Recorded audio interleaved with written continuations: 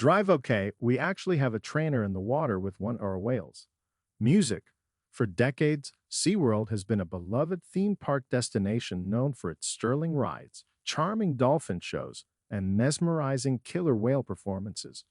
But behind the scenes, there's a much darker story, one of exploitation, abuse, and even death. SeaWorld's long-standing history can be traced back to the early 1960s when four UCLA graduates set out to start their underwater restaurant and marine life show.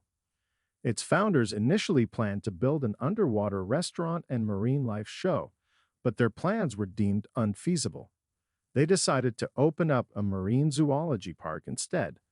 The first SeaWorld park was a success and attracted 400,000 visitors in its first year. SeaWorld later opened additional parks in Ohio and Florida, and in 1988, it opened its largest park in Texas. In 1976, SeaWorld was bought by the publishing company Harcourt Brace Jovanovich, HBJ, for $12.7 million.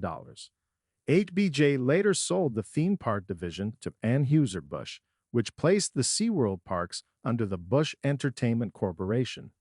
In 2009, the Blackstone Group acquired Busch Entertainment, and the company became known as SeaWorld Parks and Entertainment. Killer whales symbolize voiceless creatures trapped in perpetual captivity. Director Gabriella Cowperthwaite's documentary Blackfish*, which came out in 2013, was the first of many signs that something was seriously off about SeaWorld.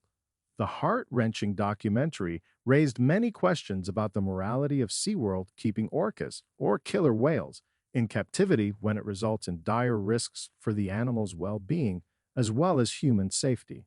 The film mainly focused on the tragic story of the 12,000-pound male orca Tilikum, which was involved in the deaths of 3 humans. Since its inception, SeaWorld has ordered the capture of orcas for decades to force them to perform at their shows. The hunters use spotters, speedboats, nets, airplanes, and, worst of all, explosives and bombs to herd the whales into the coves. Once surrounded, the young orcas were selected and cruelly separated from their crying mothers. An orca named Shamu was the first killer whale to perform in an orca show at SeaWorld back in 1965. The tragic backstory behind Shamu's capture is every animal lover's nightmare. The baby orca had been abducted from her mother, who was shot with a harpoon and killed right in front of her. Torn from her family, Shamu died just 6 years later, and SeaWorld continued to use the name for other orcas who performed at the theme park and even trademarked it, as if animal cruelty is something to be proud of. According to National Geographic, 70 orcas have been born in captivity, and another 30 died in utero, or were stillborn since 1977. It is reported that orcas can live up to 100 years in the wild, yet none of them have made it even close to 30 years before they died in a tiny, dark concrete tank in SeaWorld. Most adult orcas don't even leave their mother's side.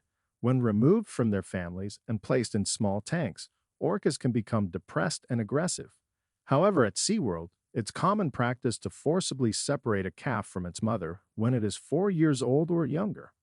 When an orca named Kasatka had her calf Takara taken from her, she floated lifelessly in a corner of the tank. The bereaved mother was shaking, screeching, and crying from the complete heartache of her child's separation. A former SeaWorld orca trainer, John Hargrove, witnessed the heartbreaking event and stated she was emitting vocalizations that had never been heard before. Just the thought of a distraught Kasatka emitting long-range vocals to find Takara and communicate with her daughter is downright horrific. It's not just the forceful separation and isolation from their kin that drives the orcas into complete psychosis. For starters, SeaWorld's tank sizes for the captive orcas are less than adequate, to put it mildly.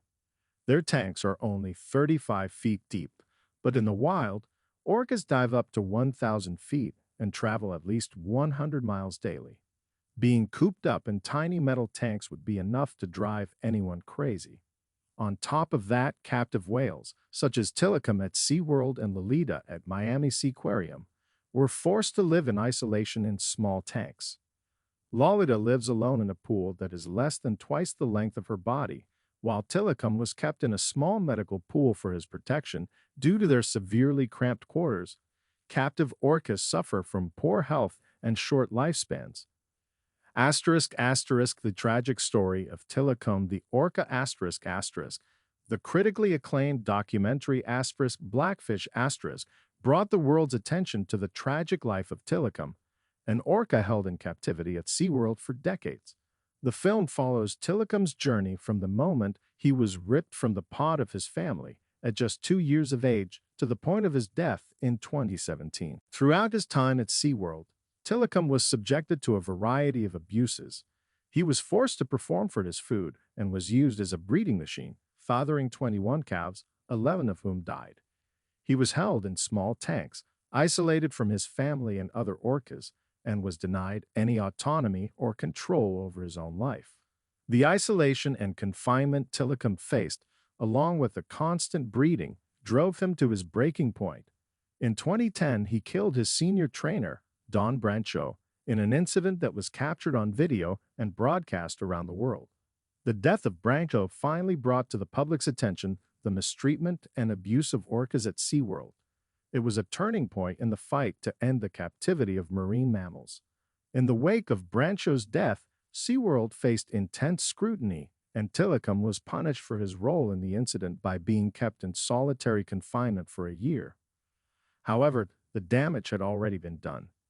Tilikum's 33 years in captivity took a devastating toll on him. He died of a bacterial lung infection in 2017, but his legacy lives on through the documentary and the movement it inspired to end the captivity of marine mammals. The death of Tilikum and the story of his life in captivity at SeaWorld were powerful catalysts for change. They brought to light the suffering of marine mammals in captivity and the negative impact that captivity has on their physical and mental well-being. The documentary Blackfish has been instrumental in raising awareness and inspiring action to end the captivity of marine mammals. In the years since its release, many marine parks around the world have been forced to close or change their policies on keeping marine mammals in captivity. PETA's intervention as pressure from animal rights groups continued to mount, SeaWorld found itself in a difficult position. The company had built its entire brand around the captivity and display of orcas, and the thought of losing these beloved animals from their parks was a daunting prospect. However, PETA's tireless campaigns and mounting criticism from the public made it clear that something had to change. After much debate and discussion, SeaWorld made the difficult decision to end its orca breeding program and stop allowing trainers to stand on the animals during shows. This was a huge victory for PETA and other animal rights organizations, but the fight was far from over. PETA continued to push for change by obtaining 163 shares of SeaWorld, which allowed them to be heard at shareholders' meetings. They used this platform to make a powerful case for the release of orcas in captivity and to raise awareness about the atrocities committed by marine theme parks. The public's growing awareness of these issues, thanks in part to the efforts of groups like Empty the Tanks and Boycott SeaWorld, had a significant impact on SeaWorld's bottom line. Guest numbers and profits began to decline as more and more people chose to stay away from the parks in protest of their treatment of animals.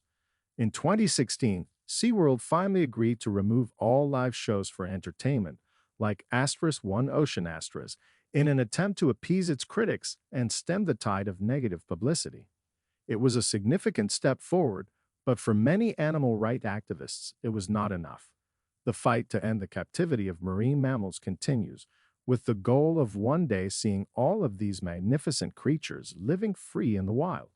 Despite these changes, SeaWorld still faced significant financial challenges in the years that followed. Attendance at the park continued to decline, and the company struggled to find a way to turn things around. Many animal rights activists saw this as a sign that the company's previous practices were unsustainable and that they needed to do more to truly make amends.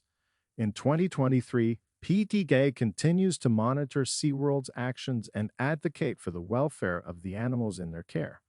While some progress has been made, PETA is still pushing for the release of the remaining orcas and other marine mammals in captivity to seaside sanctuaries. The organization also continues to educate the public about the negative impact of marine theme parks and the importance of protecting these animals and their natural habitats. While SeaWorld has brought joy and wonder to millions of visitors over the years, it has also faced fierce criticism for its treatment of orcas and its role in the capture of wild killer whales. As we move forward, it is important that we continue to engage in important conversations about the welfare of marine animals and the ethical implications of keeping them in captivity. Whether you support SeaWorld or not, it is clear that the park and its killer whales have played a significant role in our culture and environmental history and will continue to do so for years to come.